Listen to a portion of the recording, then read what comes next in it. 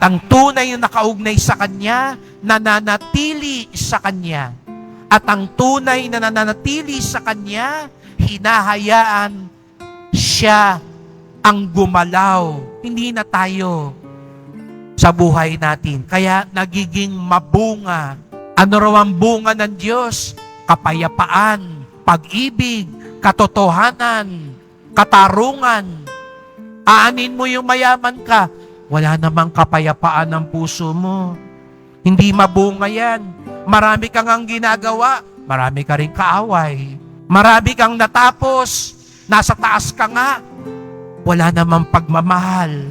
Mabungang buhay ang ating ipagdasal.